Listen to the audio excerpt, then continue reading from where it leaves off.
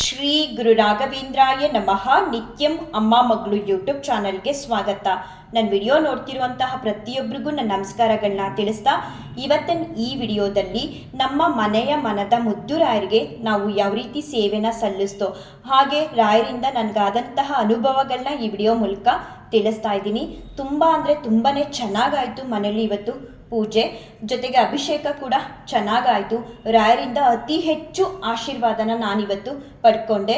ಜೊತೆಗೆ ತಾಯಿ ಚಾಮುಂಡೇಶ್ವರಿ ಅಮ್ಮ ಹಾಗೆ ಶ್ರೀನಿವಾಸ ದೇವರಿಂದ ಕೂಡ ನನಗೆ ಆಶೀರ್ವಾದ ಸಿಕ್ತು. ಆಶೀರ್ವಾದಗಳ ಕ್ಲಿಪ್ಪಿಂಗ್ಸ್ನ ಈ ವಿಡಿಯೋ ಕೊನೆಯಲ್ಲಿ ಹಾಕ್ತೀನಿ. ರಾಯರ ಆಶೀರ್ವಾದ ನಿಮ್ಮೆಲ್ಲರ ಮೇಲೂ ಇರಲಿ ಅಂತ ನಾನು ರಾಯರ ಹತ್ರ ಪ್ರಾರ್ಥನೆ ಮಾಡ್ಕೊಳ್ತೀನಿ. ಯಾವಾಗಲೂ ಸಾಮಾನ್ಯವಾಗಿ ನನಗೆ ರಾಯರಿಂದ ಮನೆ ಒಳಗಡೆ ಅನುಭವ ಆಗ್ತಿತ್ತು. ಇದೇ ಮೊದಲನೇ ಬಾರಿ ನಾನು ಹೊರಗಡೆ ಹೋದಾಗ ರಾಯರಿಂದ ನನಗೊಂದು ಅನುಭವ ಆಯಿತು. ನನ್ನ ಜೊತೆ ನಿಂತರು ರಾಯರು. ಅದೇನು ಅನ್ನೋದನ್ನು ಈ ವಿಡಿಯೋ ಮೂಲಕ ತಿಳಿಸ್ತೀನಿ. ಅದಕ್ಕೂ ಮುಂಚೆ ಮನೇಲಿ ರಾಯರಿಗೆ ಅಲಂಕಾರ ಮಾಡೋ ಸಮಯದಲ್ಲಿ ಇದೇ ಮೊದಲನೇ ಬಾರಿ ನನಗೆ ಸಾಕಾಗ್ತಿದೆ ರಾಯಪ್ಪ ನಿಮಗೆ ಹೂನ ಮುಡ್ಸೋದಿಕ್ಕೆ ಅಂತ ಹೇಳಿದೆ. ಯಾಕಂದರೆ ರಾಯರ ಹೃದಯ ಭಾಗ ಮತ್ತು ಶ್ರೀಕೃಷ್ಣ ಪಾದದ ಹತ್ರ ಯಾವುದೇ ಬಣ್ಣದ ಹೂಗಳು ಇಡಲಿ 2-3 ನಿಮಿಷಕ್ಕೆ ಆಶೀರ್ವಾದವಾಗಿ ಕೊಡ್ತಿದ್ರು. ಎಲ್ಲ ಥರದ ಹೂಗಳನ್ನೂ ಇಟ್ಟೆ, ಪೂಜೆಗೆ ಏನು ತಂದಿದ್ದೆ ಅದನ್ನೆಲ್ಲವನ್ನು ನನಗೆ ಆಶೀರ್ವಾದವಾಗಿ ಕೊಡ್ತಿದ್ರು. ನಾನು ಕೊನೆಯಲ್ಲಿ ಡಿಸೈಡ್ ಮಾಡಿದೆ, ಪೂಜೆ ಕೂತ್ಕೊಳ್ಳೋ ಸಮಯದಲ್ಲಿ ಅಲ್ಲಿಗೆ ನಾನು ಹೂ ಇಡೋಣ, ಅಲ್ಲಿವರೆಗೂ ಬೇಡ ಅಂತ ಹೇಳಿ ನಾವು ಪೂಜೆ ಕೂತ್ಕೊಳ್ಳೋದು 1-2 ನಿಮಿಷ ಇದೆ ಅನ್ನಂಗೆ ಅಲ್ಲಿಗೆ ಒಂದು ರೆಡ್ ಕಲರ್ ಬಟನ್ಸ್ನ ಮುಡಿಸ್ದೆ. ಅದನ್ನೂ ಕೂಡ ಪೂಜೆ ಎಲ್ಲ ಆದಮೇಲೆ ನಾನು ದೇವಸ್ಥಾನಕ್ಕೆ ಹೋಗಿ ಬಂದು ರಾಯರ ಮುಂದೆ 5 ನಿಮಿಷ ಕೂತಾಗ ಆಶೀರ್ವಾದವಾಗಿ ರಾಯರು ಕೊಟ್ಟರು. ಅಭಿಷೇಕ ಪೂಜೆ ಎಲ್ಲವೂ ಕೂಡ ಮನೇಲಿ ತುಂಬ ಅಂದರೆ ತುಂಬಾ ಚೆನ್ನಾಗಾಯಿತು. ಅತಿ ಹೆಚ್ಚು ಆಶೀರ್ವಾದನ ನಾನು ಈ ವಾರ ರಾಯರಿಂದ ಪಡ್ಕೊಂಡೆ. ಸಾಮಾನ್ಯವಾಗಿ ನಾನು ಒಬ್ಬರು ವಿಚಾರಕ್ಕೆ ಹೋಗಲ್ಲ, ನಾನು ನನ್ನ ದೇವರು ನನ್ನ ಮನೆ ಅಂತ ಇರೋಳು. ನನ್ನ ವಿಚಾರಕ್ಕೆ ಯಾರು ಬಂದರೆ ಒಂದು ಪಕ್ಷ ನಾನು ಸುಮ್ಮನಾದರೂ ರಾಯರು ನನ್ನನ್ನು ಸುಮ್ಮನಿರೋದಕ್ಕೆ ಬಿಡಲ್ಲ. ಅವ್ರಿಗೆ ಉತ್ತರ ಅನ್ನೋದನ್ನು ಕೊಡಿಸ್ತಾರೆ ನನ್ನ ಮೂಲಕ ಅನ್ನೋದಕ್ಕೆ ಒಂದು ಘಟನೆ ನಡೀತು. ಅದನ್ನು ಇಲ್ಲಿ ತಿಳಿಸ್ತೀನಿ. ನಾನು ಒಂದು 3 ದಿನದಿಂದ ಅರಳಿ ಮರ ಸುತ್ತೋದಕ್ಕೆ ಅಂತ ಹೇಳಿ ಮನೆಯಿಂದ ಹೋಗ್ತೀನಿ. ಅಲ್ಲಿ ನಾನು ಒಂದು 5-6 ಜನ ಲೇಡೀಸ್ನ ನೋಡ್ತೀನಿ ಪ್ರತಿದಿನ. ಅವರು ಪೂಜೆ ಮಾಡ್ತಿರ್ತಾರೆ. ಈ ಅರಳಿ ಮರಕ್ಕೆ ಅಟ್ಯಾಚ್ ಆದಂಗೆ ಗಣೇಶನ ಮೂರ್ತಿ ಇಟ್ಟಿದ್ದಾರೆ. ಆ ಗಣೇಶನಿಗೆ ಒಬ್ಬರು ಲೇಡೀಸು ಪೂಜೆ ಸಲ್ಲಿಸ್ತಿರ್ತಾರೆ. ಇನ್ನು ಉಳಿದವರು ಹಾಗೆ ನಿಂತು ನಮಸ್ಕಾರ ಮಾಡ್ತಿರ್ತಾರೆ. ಒಂದೊಂದ್ಸಲ ಶ್ಲೋಕನ ಹೇಳ್ತಿರ್ತಾರೆ. ನಾನು ಆ ಸಮಯದಲ್ಲಿ ಅಲ್ಲಿ ಹೆಚ್ಚೊತ್ತು ನಿಲ್ಲಲ್ಲ. 2 ನಿಮಿಷಕ್ಕೆ ನಾನು ಪ್ರದಕ್ಷಿಣೆ ನಮಸ್ಕಾರ ಮಾಡಿ ಬಂದ್ಬಿಡ್ತೀನಿ. ಯಾಕೆ ಅಂತ ಅಂದರೆ ನಾನು ಪೂಜೆ ಸಮಯದಲ್ಲಿ ಅಲ್ಲಿ ನಿಲ್ಲಲ್ಲ ಅಂದರೆ ಮನೇಲೇ ನಮ್ಮ ಮನೇಲಿ ರಾಯರಿಗೆ ಅಭಿಷೇಕ ಪೂಜೆ ಎಲ್ಲ ಮಾಡಿ ಆಶೀರ್ವಾದನೂ ಕೂಡ ಪಡ್ಕೊಂಡು ಹೋಗಿರ್ತೀನಲ್ಲ, ಹಾಗಾಗಿ ಅವ್ರು ಮಾಡೋ ಪೂಜೆನ ನೋಡ್ತಾ ನಿಲ್ಲಲ್ಲ, ಬಂದ್ಬಿಡ್ತೀನಿ. ಇವತ್ತು ಮನೇಲಿ ಪೂಜೆ ಮುಗಿಸಿ ನಾನು ರಾಯಪ್ಪನಿಗೆ ಹೇಳಿದೆ, ಹೋಗಿ ಬರ್ತೀನಪ್ಪ ರಾಯಪ್ಪ ಪ್ರದಕ್ಷಿಣೆ ನಮಸ್ಕಾರ ಮಾಡಿ ಅಂತ. ಸ್ಯಾರಿ ಹಾಕ್ಕೊಂಡು ಹೋಗಿದ್ದೆ. ನಾನು ಹೋಗಿ 1-2 ನಿಮಿಷಕ್ಕೆ ನೋಡಿದ್ರು ನಾನು ಅರಳಿ ಮರ ಸುತ್ತೋದಕ್ಕೆ ಶುರು ಮಾಡಿದಾಗ ಶ್ಲೋಕ ಹೇಳ್ತಿದ್ದಾರೆ, ಒಂದು ಕಡೆ ಭಜನೆ ಮಾಡ್ತಿದ್ದಾರೆ, ಇನ್ನೊಂದು ಕಡೆ ಪೂಜೆ ಮಾಡ್ತಿದ್ದಾರೆ.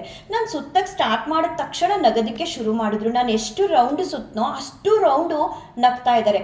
ನನಗೆ ಒಂಥರ ಮುಜುಗರ ಆಯಿತು. ನಾನು ತುಂಬ ಸೈಲೆಂಟಾಗಿರ್ತೀನಿ ಗುರುವಾರ, ಸ್ಪೆಷಲಿ ಗುರುವಾರ ನಾನು ಸೈಲೆಂಟಾಗಿರ್ತೀನಿ ಅನ್ನೋದಕ್ಕಿಂತ ಹೆಚ್ಚಾಗಿ ಸೈಲೆನ್ಸು ನನ್ನನ್ನು ಆವರಿಸಿರುತ್ತೆ ಅಂತ ಹೇಳೋದಕ್ಕೆ ಇಷ್ಟಪಡ್ತೀನಿ. ಏನು ಇವ್ರು ಈ ಥರ ನಗ್ತಿದ್ದಾರೆ, ನಾನು ಏನು ಮಾಡೋದು, ಯಾಕೆ ಇವ್ರು ಈ ಥರ ನಗ್ತಿದ್ದಾರೆ? ನೋಡಿದ್ರೆ ಪೂಜೆ ಮಾಡ್ತಿದ್ದಾರೆ, ದೇವಸ್ಥಾನಕ್ಕೆ ಬಂದಿದ್ದಾರೆ, ಒಬ್ಬರನ್ನ ನೋಡಿ ನಗ್ತಿದಾರಲ್ಲ, ಅವ್ರಿಗೇನು ಅನ್ಸಲ್ವಾ? ನಾನು ಹೋಗಿ ಹೇಗೆ ಕೇಳೋದು ಅವ್ರನ್ನ ಅಂತ ಅಂದ್ಕೊಂಡು ಮನಸ್ಸಲ್ಲೇ ನಾನು ಯಾವುದೇ ದೇವಸ್ಥಾನಕ್ಕೆ ಹೋಗಲಿ ಎಲ್ಲೇ ಹೋಗಲಿ ನಂಗೆ ಬರೋದು ಒಂದೇ ಶ್ಲೋಕ, ಅದು ಶ್ರೀ ರಾಘವೇಂದ್ರಾಯ ನಮಃ. ರಾಯರ ನಾಮ ಜಪ ಮಾಡ್ತಾ ಮನಸ್ಸಲ್ಲಿ ಅಂದ್ಕೊಳ್ತೀನಿ, ಇವ್ರನ್ನ ಹೋಗಿ ಹೇಗೆ ಕೇಳೋದು, ಯಾಕೆ ನಗ್ತಿದ್ದೀರಾ ಅಂತ.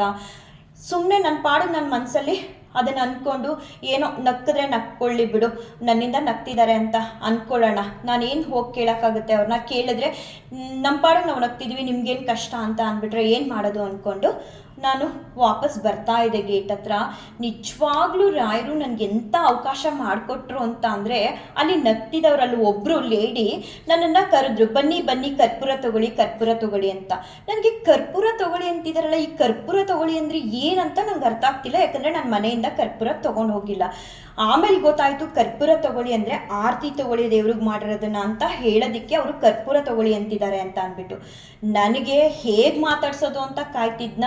ಒಂದು ಅವಕಾಶ ಸಿಕ್ತು, ಅವರಾಗೆ ಕರೆದ್ರು, ಹೋಗ್ಬಿಟ್ಟು ನಾನು ಹೇಳಿದೆ, ನೀವು ದೇವಸ್ಥಾನಕ್ಕೆ ಬರೋದು ಇಲ್ಲಿ ಬರೋವ್ರನ್ನ ನೋಡ್ಕೊಂಡು ನಗೋದಿಕ್ಕೆ ಅಂತ ಬರ್ತೀರಾ ಅಂತ ನಾನು ಅವ್ರನ್ನ ಕೇಳಿದೆ.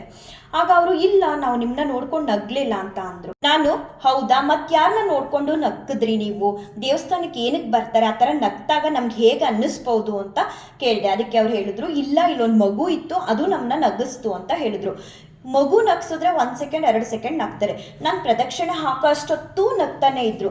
ಅದಕ್ಕೆ ನಾನು ಹೇಳಿದೆ, ಮಕ್ಕಳಿಗೆ ನಾವು ಹೇಳ್ಕೊಡ್ಬೇಕು ದೇವಸ್ಥಾನಕ್ಕೆ ಬಂದಾಗ ಹೇಗಿರಬೇಕು ಅಂತ. ಅದನ್ನು ಬಿಟ್ಟು ನೀವು ಮಗು ಜೊತೆನೆ ಸೇರ್ಕೊಂಡು ನಗದು ಎಷ್ಟು ಸರಿ ಅಂತ ಕೇಳಿದೆ. ಅದಕ್ಕೆ ಅವರು ಮತ್ತೆ ಹೇಳಿದ್ರು, ನನಗಿಂತ ಸ್ವಲ್ಪ ದೊಡ್ಡವರು ಆಂಟಿ, ಅವರು ದೇವ್ರು ಹೇಳಿದ್ದಾರೆ ನಗ್ನಗ್ತಾ ಇರೋದಕ್ಕೆ ಅಂತ ಅಂದರು. ಅದಕ್ಕೆ ನಾನು ಹೇಳಿದೆ, ನಗ್ನಗ್ತಾ ಇರಬೇಕು, ಶ್ಲೋಕ ಭಜನೆ ಮಾಡೋ ಸಮಯದಲ್ಲ, ಯಾರೋ ಇನ್ನೊಬ್ರನ್ನ ನೋಡ್ಕೊಂಡು ನಗೋದಕ್ಕಲ್ಲ ದೇವಸ್ಥಾನಕ್ಕೆ ಇಷ್ಟು ಬೆಳಗ್ಗೆನೆ ಎದ್ದು ಬರೋದು ಅಂತ ಹೇಳಿದೆ. ಗಪ್ಚಿಪ್ ಅಂತ ಸುಮ್ಮನಾದ್ರು.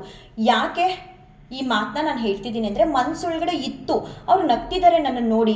ನಾನು ಪ್ರಶ್ನೆ ಮಾಡಬೇಕು, ಏನಕ್ಕೆ, ಯಾಕೆ ನಗ್ತಿದ್ದೀರಾ ನೀವು? ಮತ್ತೆ ನಂಗೆ ನೆಕ್ಸ್ಟ್ ಡೇಗೆ ಅಲ್ಲಿಗೆ ಹೋಗೋಕ್ಕೆ ಒಂಥರ ಮುಜುಗರ ಆಗುತ್ತೆ.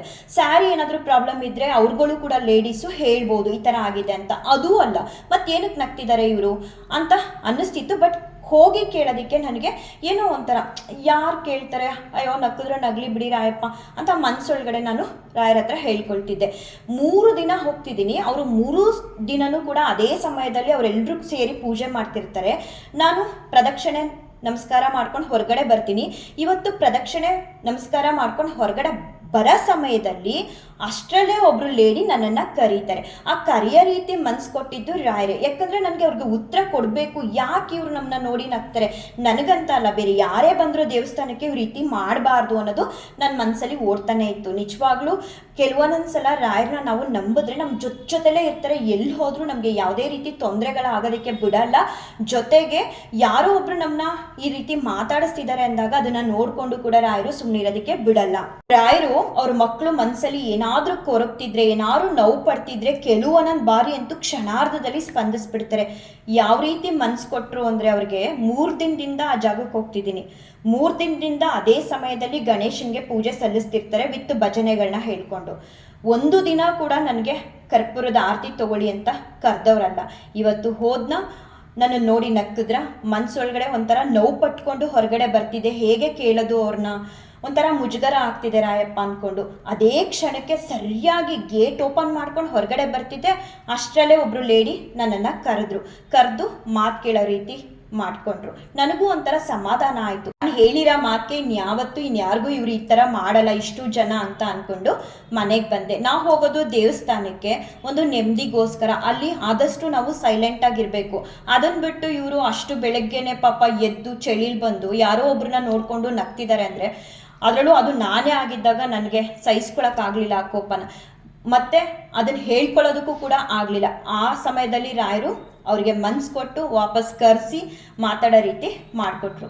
ಮನೆಗೆ ಬಂದು ರಾಯರ ಹತ್ರ ಹೇಳ್ಕೊಂಡು ಕೂತ್ಕೊಂಡೆ ಒಂದು 5 ನಿಮಿಷ. ಅವಾಗಂತೂ ಒಂದು 3-4 ಆಶೀರ್ವಾದನ ಒಂದೇ ಬಾರಿ ಕೊಟ್ಟರು ರಾಯರು.